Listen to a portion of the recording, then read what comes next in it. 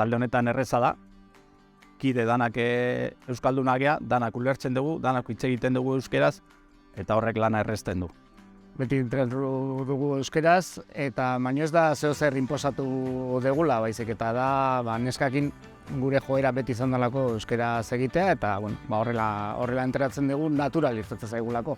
Dioz problema eta azkenen beti ondie hitz batzuk dinak erderaz, posizionte gala, baina beste denak guk euskeraz zitu eta ari uste garela erro hortaz.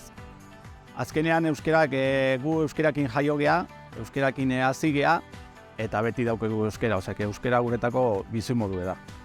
Asereñaren futbolen jokatzen beste entrenadorea gareuken eta horrik etzon euskera zeiten, baina guain entrenadore berri eukela euskera zeitu duenago. Euskera izkenen gure hizkuntza da, eta honla hitz egin nahi dugu. Begiratu!